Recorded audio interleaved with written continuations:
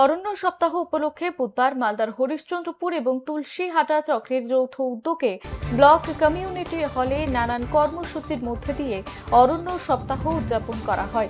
অনুষ্ঠানের শুরুতে একটি সচেতনতামূলক পথসভা অনুষ্ঠিত হয়।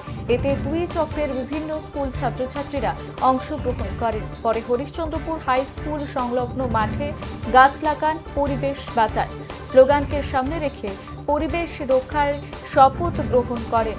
অনুষ্ঠানে উপস্থিত ছিলেন হরিশ্চন্দ্রপুর ১ নম্বর ব্লকের বিডিও ধ্রুবশেষ সামন্ত, জয়েন্ট বিডিও মোহাম্মদ আলী রুমি, হরিশ্চন্দ্রপুর চক্রের অবর বিদ্যালয় পরিদর্শক শর্মিলা ঘোষ, তুলসীহাটা চক্রের অবর বিদ্যালয় পরিদর্শক তৌফিক আক্তার সহ প্রশাসনের অন্যান্য আধিকারিকরা।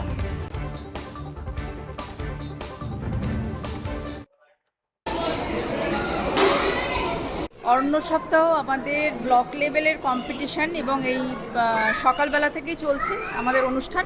ব্লক অথরিটির সাথে দুই সার্কেল, এখানে হরিশ্চন্দ্রপুর এবং তুলসীহাটা সার্কেলের এসআই সাহেবরা, এবং তার সাথে আছে এই দুই সার্কেলেরই শিক্ষক শিক্ষিকা, সবার উদ্যোগেই এই অনুষ্ঠানটা হচ্ছে।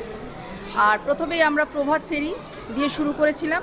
সকাল 9টার সময় প্রভাত ফেরি হয়েছিল।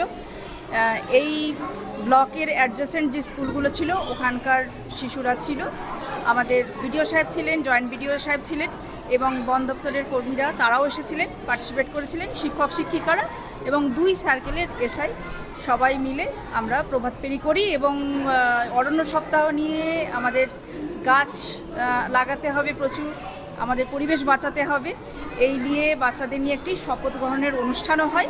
এটা হরিশ্চন্দ্রপুর সংলগ্ন যে হাই স্কুল সংলগ্ন মাঠ আছে সেই মাঠে।